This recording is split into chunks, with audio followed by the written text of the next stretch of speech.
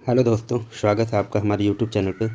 आज हम लोग डिस्कस करेंगे 27 अगस्त के करंट अफेयर्स को, साथ ही उससे रिलेटेड स्टैटिक जीके और प्रीवियस ईयर क्वेश्चन को देखेंगे जो आपके आगामी परीक्षाओं के लिए बहुत महत्वपूर्ण होंगे। तो चलिए शुरू करते हैं। आईसीसी महिला वनडे विश्व कप 2025 का आयोजन भारत किस देश के साथ मिलकर करेगा? तो ये किसके साथ मिलकर कर रहा है? श्रीलंका के साथ। आईसीसी महिला वनडे विश्व कप 2025, यह जो टूर्नामेंट है वो 30 सितंबर से 2 नवंबर 2025 तक भारत और श्रीलंका के 5 स्थानों पर खेला जाएगा, जिसमें 8 टीमें और 28 लीग मैच होगा जो नॉकआउट चरण में होगा। मतलब जो हारेगा वो बाहर निकलता चला जाएगा, वो नॉकआउट चरण होता है। 8 टीमें भाग लेंगी, 28 मैच होंगे। संबंधित फैक्ट देखते हैं इससे रिलेटेड। महिला क्रिकेट का इतिहास किस शताब्दी में शुरू हुआ था? तो ये 18वीं शताब्दी में शुरू हुआ था और पहला महिला क्रिकेट जो है 1745 ईस्वी में इंग्लैंड में खेला गया था। पहला महिला क्रिकेट 1745 में इंग्लैंड में खेला गया था।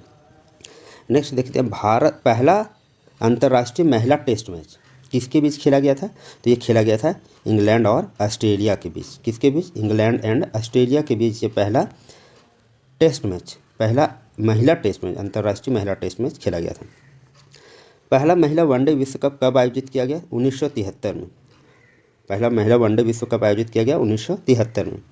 ये कहाँ पे खेला गया था? तो ये इंग्लैंड में खेला गया था, इंग्लैंड में। महिला क्रिकेट को आईसीसी ने आधिकारिक रूप से मान्यता कब दी थी? ये दी थी 1993 में। इसी वर्ष आईसीसी ने महिला क्रिकेट को आधिकारिक मान्यता दी थी, 1993। भारत में महिला क्रिकेट का विकास कब हुआ? तो 1920 के दशक में महिला क्रिकेट का विकास हुआ। भारतीय महिला क्रिकेट संघ WCAI का गठन 1973 में हुआ था। कब हुआ था? 1973 में। नेक्स्ट क्वेश्चन देखते हैं, रॉयल भूटान बौद्ध मंदिर का उद्घाटन किस राज्य में किया गया? रॉयल भूटान बौद्ध मंदिर का आयोजन किस राज्य में किया गया? तो ये किया गया है बिहार में। कहाँ किया गया है? बिहार में। यहाँ पे बौद्ध मंदिर आया है। हम लोग बुद्ध धर्म से रिलेटेड कुछ MCQ देखते हैं, प्रीवियस ईयर एग्जाम में पूछे जा चुके हैं।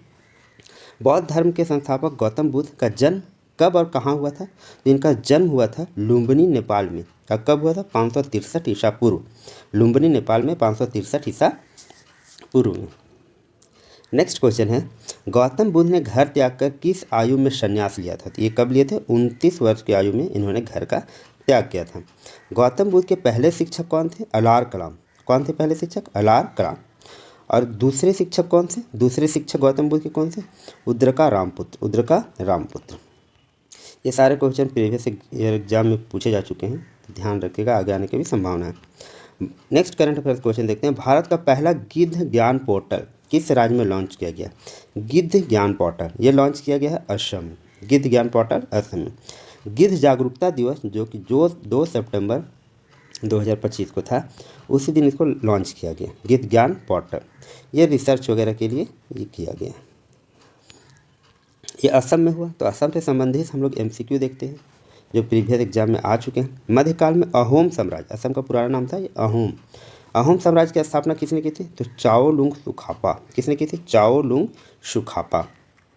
असम का कौन सा राष्ट्रीय उद्यान एक सिंग वाले गैंडे के लिए प्रसिद्ध है? कौन सा है? काजीरंगा। कौन सा है? काजीरंगा। एक सिंग वाले गैंडे के लिए ये प्रसिद्ध है। असम के उस हवाई अड्डे का नाम बताइए जिसका नाम उसके प्रथम मुख्यमंत्री के नाम पर रखा गया, और वो कौन सा हवाई अड्डा है? गुवाहाटी का हवाई अड्डा जिसका नाम है लोकप्रिय गोपीनाथ बरदोलई अंतर्राष्ट्रीय हवाई अड्डा। गोपीनाथ बरदोलई अंतर्राष्ट्रीय हवाई अड्डा, ये कहाँ है? गुवाहाटी। नेक्स्ट क्वेश्चन देखते हैं, किस गायक को ब्रह्मपुत्र का कवि कहा जाता है? किस कहा जाता है? भूपेन हजारिका। किसको ब्रह्मपुत्र का कवि कहा जाता है? भूपेन हजारिका को। भूपेन हजारिका को ब्रह्मपुत्र का कवि कहा जाता है। असम की सांस्कृतिक राजधानी कौन सी है? तो ये है जोरहाट। कौन सा है? जोरहाट। ये सारे क्वेश्चन प्रीवियस एग्जाम में आ चुके हैं। नेक्स्ट क्वेश्चन देखते हैं, the Chola tigers Avengers of Somnath नामक किताब निम्न में से किसके द्वारा लिखी गई? अमित त्रिपाठी। किसके द्वारा लिखी गई? Amit Tripathi. The Chola tigers Avenger of Somnath. इससे रिलेटेड PYQ लिखते हैं बुक से रिलेटेड। पहला इसमें आईने अकबरी के लेखक कौन है? आईने अकबरी के लेखक कौन है? अबुल फजल। अबुल फजल। स्पीड पोस्ट के लेखक कौन है? शोभा डे। स्पीड पोस्ट के लेखक कौन है? शोभा डे। शोभा डे स्पीड पोस्ट के लेखक हैं। डिवाइन लाइफ के लेखक कौन है? डिवाइन लाइफ के लेखक है Shivanand. Shivanand.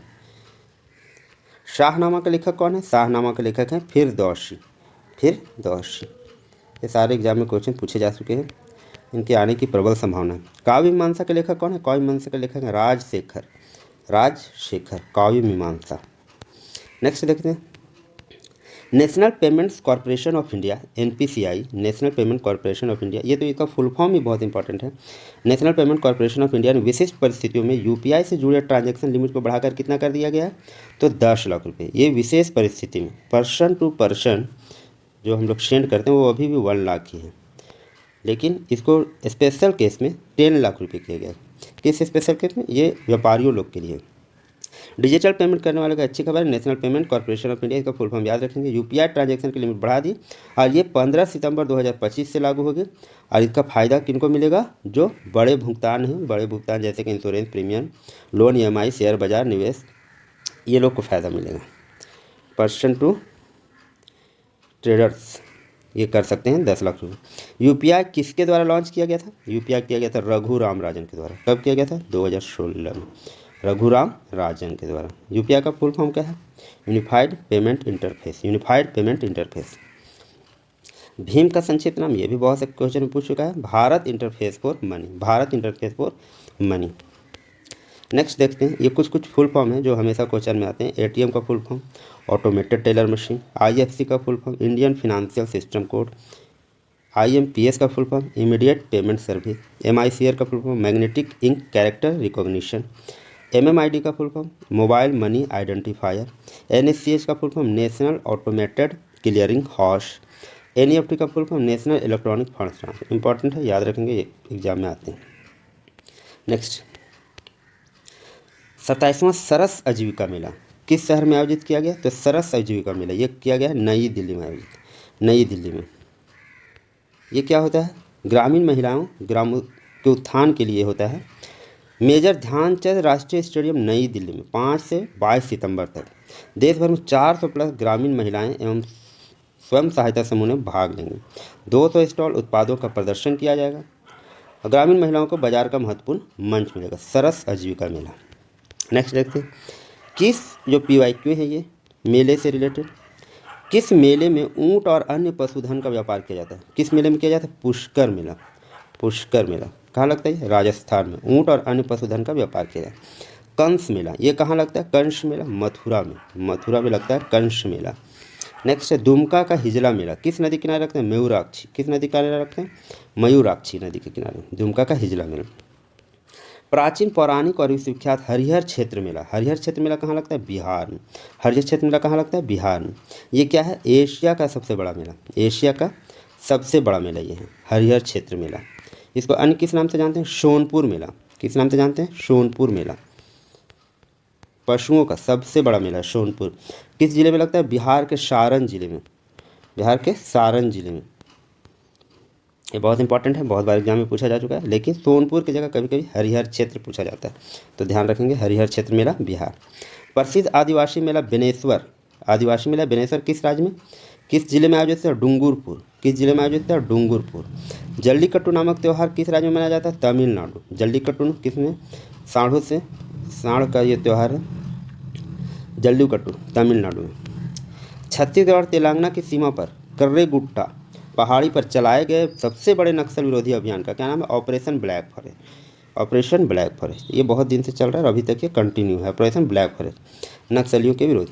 Operation black forest Chhattisgarh और तेलंगाना राज्यों के बीच स्थित क्षेत्रों में नक्सली विद्रोहियों के विरुद्ध भारतीय सुरक्षा बलों द्वारा सैन्य अभियान। ये अभियान 21 अप्रैल 2025 को ही स्टार्ट हुआ और अभी तक ये चल ही रहा है, अभी तक ये चल रहा है।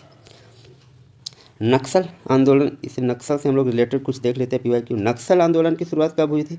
1967। कब हुई थी? 1967। नक्सल आंदोलन की शुरुआत किस स्थान से हुई थी? तो ये हुई थी नक्सलबाड़ी पश्चिम बंगाल। कहाँ से हुई थी? नक्सलबाड़ी पश्चिम बंगाल। नक्सल आंदोलन के प्रमुख नेता कौन थे? नक्सल आंदोलन के प्रमुख नेता चारू मजुमदार और कानू सन्याल। चारू मजुमदार और कानू सन्याल। नक्सल आंदोलन की मुख्य विचारधारा क्या थी? तो ये माओवाद। माओवाद क्या होता है? राज्य का सत्ता क्रांति से और सशस्त्र विद्रोह के अपनाना चाहता है, राज्य की सत्ता पे कब्जा करना चाहता है सशस्त्र विद्रोह और क्रांति का सहारा लेकर। लेनिनवाद भी इसको बोलते हैं, ये एक लेनिन का विचारधारा भी था। नेक्स्ट देखते हैं, नक्सल आंदोलन के प्रमुख उद्देश्य क्या थे? भूमि सुधार और वर्गहीन समाज की स्थापना। भूमि सुधार और वर्गहीन समाज की स्थापना, ये था नक्सल आंदोलन का प्रमुख उद्देश्य। थैंक यू दोस्तों। तो ये था आज का सेशन। अगर ये आपको हेल्पफुल लगता है तो चैनल को सब्सक्राइब करें, लाइक करें और दोस्तों तक भी ज़रूर शेयर करें। Thank you.